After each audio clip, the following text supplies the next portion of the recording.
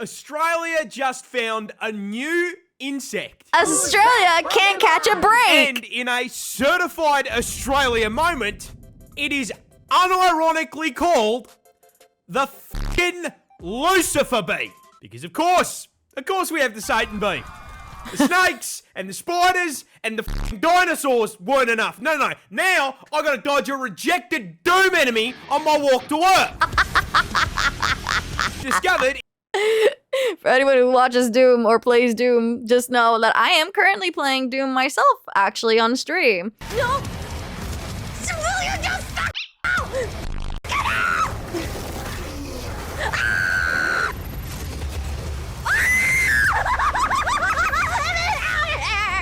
You can catch some of my past videos on my YouTube channel. I am streaming them at 7 p.m. at Eastern Standard Time. I am only up to chapter 8. By the time you watch this video, I might be at chapter 9 or 10. I don't know. Try to catch my stream. In the closest climate to hell on Earth, Western Australia, these bad boys were named after the Lord of Hell for 2 reasons. The first of which being the giant fucking demon horns bolted to their heads. Now, those horns aren't just there to look scary. Do they just like ram into things like I was about to say like a Taurus. I'm thinking Pokemon rather than just saying a bull. Oh no. They're actually a defensive mechanism to protect the demon bees from bigger predators. Oh, okay. However, only Cute. the ladies of the species stay strapped, as the horns are only found on females. Of meaning course. a more accurate name for these absolute girl bosses is the Karlak bee. But a pair of spirit Halloween horns can't be the only reason they're named after the devil, right? I mean, there's gotta be f***ing something else. Like, do they spit fire? Poisonous Maybe they've got a sting. pitchfork for a stinger that injects you with f***ing acid venom. The answer to that is... I hope it's something to make sure people stay away because we need to protect the bees. No. It's a normal f***ing honeybee. Ah, crap. The actual reason is that lead researcher, Dr. Kit Prendergast, was watching the f***ing Netflix show. Biggest cock I've ever seen. And this isn't even the first time she's done something like this. She named another species after her pet dog. Oh, F***ing based. that's so cute. She knows how to name species. Keep finding them. Keep finding them, girl. This shrimp has a gun. No, this isn't a Fortnite skin. This is a real f***ing animal. And it's called the pistol shrimp. Now, unsurprisingly, being named after a firearm... I thought he was going to say the mantis shrimp. Piston. Of course, it's So there's more? native to the United States of America. Where the f*** Yeah, else do you think you would I find it? guess. However, they can actually be found expressing their Second Amendment rights over the majority of the globe, too. Now, coming in at a huge 2 inches, it is not the size of his body that makes Look him how special, big that but is. the caliber of the big iron on his hip. Or should I say big claw? You see, No, that's that nothing. The piston shrimp. I know of the mantis shrimp, but not the piston shrimp. The mantis shrimp can like just basically go nuclear on crabs and like basically deshell them. The size right pincher isn't just because he forgot to, switch hands while doing homework. But that claw is kind of like a cannon. No, mate, that claw is basically fucking Mega Man's arm cannon. But last I checked, they can't call in an ammo resupply under the sea. So how does the claw become a gun? The answer is bubble. You see, these bad boys hunt smaller shrimp, and they start that hunt by jumping off the f***ing battle bus and looking for prey. Once they get within effective range, they will literally cock their claw like the hammer on a revolver. Weapon ready, they line up the shot, take aim, Nuh-uh. What? They snap their claws together so f***ing fast, it causes an underwater vacuum, creating an explosive cavitation bubble hotter than the surface of the sun. This bubble is then launched at the enemy at over 100k an hour. The bubble then connects with the smaller shrimp and f***ing flashbangs it. This either kills it outright or stuns it long enough to be consumed. Poor little fucker got quickscoped by phase shrimp. That's an overkill! That is just an overkill! He probably could have just like clipped that shrimp with his claw. He didn't have to like snipe it. I think this one is worse than the mantis shrimp. At least with the mantis shrimp, you can run away. This guy basically takes aim and shoots you. This shrimp can cause explosions. My main goal There it is. to blow up. The nuclear punch Introducing shrimp. The mantis shrimp, native to the West Indo-Pacific Ocean and possibly the coolest crustacean under the sea. Because this fluorescent armored sausage Got crazy is actually a vision. voracious, bloodthirsty predator rocking enough surveillance equipment to scare the CIA with a weapon powerful enough to surpass Metal Gear. Like a magnum, man. Once they punch a crab, it literally like deshells it. The crabs get so freaked out when they see this shrimp coming at them that they will rip off their limbs, their claw, the meatiest claw that they can find, and give it to the mantis like an offering. Please spare me. The shrimp will take that hand and be like, that claw and be like, thank you. We'll come back to collect more later. Meanwhile, the crab runs away in absolute terror. Shrimp is a highly effective predator, and they find and track their prey with easily the most advanced set of eyes on the fucking planet. First off, each of these eye stalks can rotate independently like a periscope, giving them a full 360 degrees of vision. However, more importantly, Why is they it can so see advanced? colors we can't. Why? You see, the mantis shrimp's eyes contain a full 15 photoreceptor cones compared to our 3.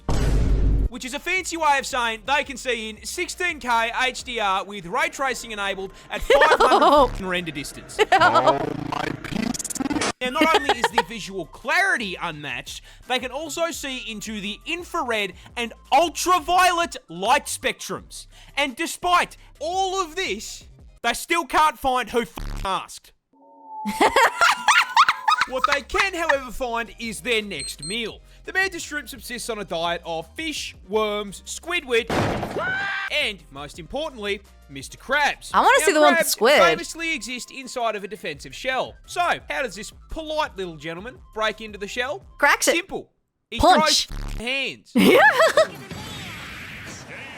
That's One right, weighing in punch! at only 90 grams and 38 centimeters in length, the mantis shrimp has a punch that produces 15,000 newtons of force. That is 176 newtons per gram. So if a human was capable of that same kind of force, a right hook from someone who weighs 80 kilo would be like getting hit in the face with 6 sticks of dynamite. That's bad. Now, to produce that force, its claw needs to be moving at 83 kilometers an hour, which is so fast it creates a vacuum in the water called a cavitation bubble, which then immediately collapses at such a speed it creates a miniature explosion that flashbangs the target and reaches a temperature hotter than the surface of the sun. Mr. That's Krabs is crazy. getting disintegrated. Money, money. That's absolutely insane that these shrimps have basically a nuclear claw. Platypus are weird, but I'm not sure you quite Weird, but they're super cute and they're confusing. Is it a bird? Is it a sea fish thing? Is it a mammal? It's got like, is it a beaver? It's like a mishmash of whatever was left in the box. Why? Why are you like this? understand just how f***ing weird. See, everyone knows the basics. They lay eggs, they sweat milk, and they look like God hit randomizer on the spore creature creator and just called it a day. That's pretty much all I You know, see, yeah. mate, that's barely even scratching the surface of weird platypus features. First up, as is the qualifier for any Australian animal, did you know they're venomous? No, I'm not f***ing with Why you. would You heard they? me correctly. Male platypus actually have venomous spurs on their hind legs. These spurs are multi-purpose, acting as defense from predators, as well as a tool for throwing hands with other male platypus during mating season. And while their venom is non-lethal, that doesn't mean that getting stung by them doesn't f***ing suck. See, platypus venom can cause extreme pain and swelling, and to ensure you remember not to f with them again, these effects can last for several months. At least it's not years. Or anti-venom, so if Perry stabs your shit, your only option is to cry about it. Next on the list of offensive capabilities, I shit you not, platypus share the same hunting method as sharks. You see, that big-ass bill isn't just for show, as it contains enough surveillance equipment to make the CIA blush. Possessing the ability to sense changes in pressure in the water, but most importantly, containing electroreceptors that track electrical signals from muscle contractions made by their prey. What? Meaning that when whatever they're chasing starts quaking in fear, they know about it. And last but not least, as if those things weren't already unbelievable, we recently discovered something new. Platypus are biofluorescent. Why? They glow. If you hit these things with a black light, they go bright green. And the best part of that is, we have no clue why they do it. I guess it just means Perry was a biblically accurate platypus man. I'll give up, man. Who designed this thing? It's not random. It's not random. He was that color. Maybe it's to help. It's just so they can see each other at night. Maybe they're able to see bioluminescence. I don't know. Australia has a straight up Pokemon. Oh, something cute this time. Introducing the brushtail possum. More specifically, the golden brushtail possum. Native to the land down under, and one of the rare examples of an Australian animal that isn't expressly designed to DoorDash you straight to heaven. You see, the brushtail is one of a grand total of 23 species of Australian possum, which, despite the name, share absolutely no relation to the red-blooded American opossum. These adorable little marsupials. We really are just well known for Walmart, aren't we? Europeans were saying, like, man, just hearing about America and Walmart and the yellow school buses, it's just like, I feel like it was just something that didn't really exist. It was just something that we saw on the TV, but then when we're actually here, it's just like, it's like discovering a fairy or something like that. And you know what? I kind of get it. After like watching anime and seeing all like the Shinto shrines and the food that they were eating in the anime, I was just like, oh my god, I'm actually having it in real life in Japan. Like I was making a big deal out of food and temples I was seeing. So I get it. It's just, why Walmart of all things? Marsupials come in all shapes and sizes, from the ringtail possum to the sugar glider. They're so cute. To our protagonist here, the golden brushtail, which is really just a common brushtail possum with a rare genetic mutation called leucism that causes them to lose the pigment in their skin. So basically, it's a fucking shiny Pokemon. Coming in at around 4.5 kilos and 40 centimeters in length, these tree-dwelling marsupials are nocturnal and primarily herbivores, mainly consisting on a diet of leaves and fruit. And for added cute points, as marsupials, yes, they carry around their babies in a little pouch like their roided out cousin the kangaroo. However, come on, the thing is from Australia, you didn't really think these bad boys would be squeaky clean, did ya? Yeah, I'm just gonna consider everything I see if I ever, for some damn reason, I lose my marbles and visit Australia. Because I'm seeing no reason why I should. No reason at all that everything there that can walk, talk, eat is a dangerous thing. Anything that breathes, anything that moves, just no. Get it away from me. See, they aren't entirely herbivores. Sure, they love a good salad.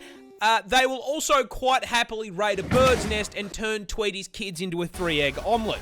You know what? Respect. Chicken's good. Sounds like a fine steak dinner to me. It's gotta have that protein. Just because it's not a venomous predator doesn't mean it can't take your fucking finger off. And the cherry on top, Aussie Pikachu here doesn't go Pika Pika. No, you see, Aussie. Down Under doesn't have Pokemon trainers, because when you step into the tall grass out here, you hear this absolute fucking demon. Australia has a straight Nope. up Pokemon. Lie! That is not a cute thing. It's a demon covered in fur. A lot of people are scared of spiders. Yes. But did you know spiders are also scared of spiders? More specifically, this fucking demon. What's up with them Is an assassin wings! spider. And as with most things that make you physically recoil from the screen, yeah, it's found in fucking Australia. ¿Quieres? Which makes a lot of sense when you learn that this ET-looking motherfucker was designed in a lab by God himself for one purpose, turning their extended family tree into a fucking McDonald's menu. See, God basically found out that he may have gone a little overboard with his creation of spiders, and I was just like, maybe there needs to be some control over these insects. Let me get You know what's bad? If this These mother things effer's around. exclusively other spiders. And the way they execute their cousins is by using their own tools against them. See, they start their hunts by finding a succulent arachnid meal hanging out in its web. The assassin walks over and starts playing that silk like it's fucking Guitar Hero. Oh my God. The victim, and yes, the spider He's in this ringing the situation doorbell. is a fucking victim, feels those vibrations in its web, and assumes the fly it door-dashed earlier has arrived, gets up off the couch, and goes to grab its food. However, Don't when open they the reach the front door. door, and this fucking demon from the 7th circle kicks it down, they realise there is no DoorDash. They are the DoorDash. And before the victim can fucking blink, the assassin stabs it through the chest. Because apparently the circle of hell this thing crawled out of is fucking London. Oh! And once the victim is firmly impaled, it uses that long-ass neck and oversized jaws to lift it off the ground so it can't fight back while it is pumped full of venom. Once that happens, the assassin spider just fucking holds the victim there, stone cold staring at it as the life slowly fades from its eyes. That is not okay! No, wait, it's getting rid of spiders, so it is okay. But that's kind of sick. Why? Why do we do it in a way that it suffers? It already punctured it with its one little thread hand. Then it just chokes it out to death. I think being reincarnated in an insect life is probably the worst option out there. Make me a bird. This isn't a spider. It's a snake. Introducing the Iranian spider-tailed horned viper. As the name suggests, native to Iran. I don't. Oh my god, I still got like the chills from that last one. Oh. And you are all probably wondering why the f this snake has decided to attach a cosplay of the average Australian resident to his tail. The answer is food. You see, every known snake species is a predator. Some eat Bambi, others eat Remy, and the spider tail, not unlike myself, absolutely fucking loves KFC. However, birds famously tend to fly, and last I checked, nope, ropes don't have wings. So, how does this viper get his zinger box? The answer is, again, food. You see, birds eat insects, and the spider tail knows this. So, rather than trying to chase his prey down, this lazy fucker has evolved the evolutionary equivalent of DoorDash. You see, when a viper feels like a meal, it'll start the hunt by finding a nice rocky outcrop to curl up on like a couch. And due to the camouflage on his scales, this snake That's kinda cool. becomes practically invisible. Once he's snake. nice and cozy, he begins to slowly wiggle his tail back and forth in front of his face, Oh, that's why he's called Snake. perfectly mimicking the motion of an insect. Think of this as him Wow. placing his Uber Eats order. Meanwhile, up in the air, our undercooked chicken tender is flying around when, holy shit, a free meal! What a delectable bug, just sitting there on that rock. And so, Wow. Tweety Birdie swoops down to grab himself an insect Happy Meal. And just as he's about to reach his meal, this isn't a spider. It's a snake. I have no words. I'm just in shock, which I'm sure the bird's also feeling. Probably it's getting paralyzed right now with the with that cosplay spider wearing snake. This bird has to rearrange its organs and skeleton just to lay an egg. Ew! This cute little guy is the kiwi bird, a species of ratite native to New Zealand. Oh, wait. I know. Okay, hold on. I remember that basically that they have to squeeze out an egg that's basically the shape of their body. Like, it is that big. This time. And the absolute poster child for getting cucked by evolution. You see, this walking featherball is actually directly related to the emu, ostrich, and cassowary, being a member of the same family of flightless birds. However, there is a problem. You see, the rest of the kiwi's bloodline actually looked up a build guide before picking their stat spread, and as such made sure to trade the whole flying thing for something useful. With all of his cousins specking into speed, size, and some kind of offensive capability. So that leaves the question, what did the kiwi pick to make up for not flying? Absolutely f***ing nothing. Kiwis are tiny in comparison to their relatives, coming in at only 4 kilos in weight and 50 centimeters tall. This is because Kinda kiwis cute. evolved largely on an island with no natural predators, so they downsized and traded out the knife feet and bloodlust for just being a little guy with a good attitude, which honestly worked pretty well for them, until the British did British things, and now they have to deal with cats and dogs trying to eat them. And considering this build was not designed for PvP, they have been clapped so hard by invasive species that they are now unfortunately an endangered animal. But getting shafted by the British is just the beginning of the generational violation of the kiwi, because these poor feathered fruits can't even reproduce without getting f***ed over. You see, What? the kiwi bird's cousins are famous for laying huge eggs. I'm talking hit your protein macros in one meal-sized eggs. And you would think that is because they are large. And you would be wrong.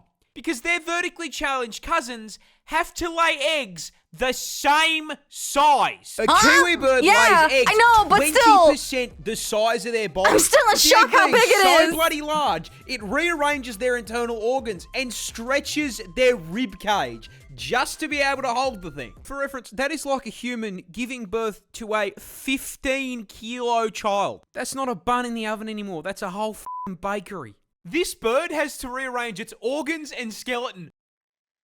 A gorilla can't beat 100 men in a fight. He gets jumped. But that begs the question, which animal does win? And the answer, stepping into the ring at 5 meters long and weighing in at a genuinely frightening 4,500 kilos, I present to you the hippopotamus. Boudang? Yeah, look, a hippo Or causing a Mudang? 100-long line at the gates of heaven after a fight is honestly pretty plausible. You see, despite the fantastic PR work Mudang has done for the hippopotamus community, It's so cute. doesn't change the fact that Moto here is a sentient Ford F-150, the temperament of a f***ing serial killer who can win this fight for one very specific reason. You can't f***ing hurt it. You see, the hippopotamus Tank. is Possibly the tankiest land animal on the fucking planet, packing an unbelievably thick 2-inch hide. Now look, we all know 2 inches is a lot, especially in the sheets, but in the streets of the African savannah, this makes them practically Invincible. Don't believe me? Here is a hippopotamus walking away from 10 lions trying to convert it into a family meal. Notice how the hippopotamus does not give a single fuck. If Mufasa and his extended family can't hurt it, neither can you. However, don't let the fact that it's walking away fool you here. The hippopotamus is not a peaceful animal. They Dude, are, one in fact, bite. violent, psychopathic, 4.5-ton thundercats that can and will bite you in half. A hippo's jaw produces 2,000 psi of pure crushing force. So if he catches your ass, You're broke. you are the watermelon. And as if the hydraulic press wasn't bad enough, don't forget they've got 2 20-inch fangs in that mouth that'll put a hole in you big enough to stick your f***ing arm through. But honestly, the bite doesn't even f***ing matter. It weighs 4.5 tons and can run at 30k an hour. That's really fast for something Getting that hit by big. a charging hippo is like getting hit by a fucking bus. There is no way we are winning a fight against something that could probably take out 10 people just by rolling over. In summary, don't f with the hungry hippo. I like that I'm playing games and seeing more of the things from the game in videos like this. It's much more funny now.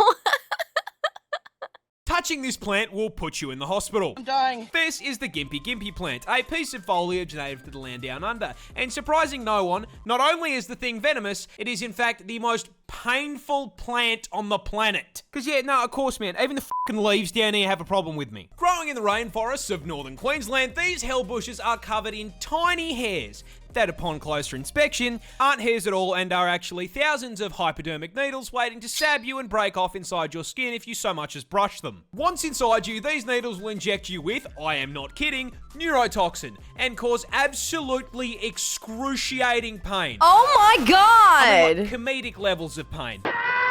With one person describing it as being covered in hot acid and electrocuted, and another woman saying that it was straight up more painful than childbirth and she'd given birth 4 times. And the fucked up part is, the neurotoxin isn't even lethal. So this spiteful of a plant is hurting you purely for the love of the game. Mind you, there are reports of people saying getting stung by this thing is actually worse than being put in the ground. This is because Groot's little hellspawn cousin here can continue hurting you for literal years after being stung. And that guy just like put it in there voluntarily for content. This is madness. This is like remind me of like the plant that my mom got. It had like a lot of little hairs in it, and she got so mad at her roommate that she basically rubbed the plant all over the bed sheet of that roommate. She got into a lot of trouble for that incident, but like I'm just imagining like what if someone you pissed off in Australia does the same thing with you with this plant though instead? Like, oh my god, your entire body will be covered in this. This is because those thousands of little hypodermic needles are actually made out of silicon, meaning your body can't break them down. And with how thin they are, your skin will usually close up over the top of them, meaning that these neurotoxin-emitting slivers can sit inside your skin for literal years, releasing more neurotoxin any time that they're moved or disturbed. This constant, chronic, agonizing pain is so unbelievably bad that there have even been records of, trying not to get banned here, people Alt F4ing existence to make it stop. This particular incident came from a man who accidentally used one of the plant leaves as toilet paper. I don't think it gets much worse than neurotoxin to the nuts. Touching this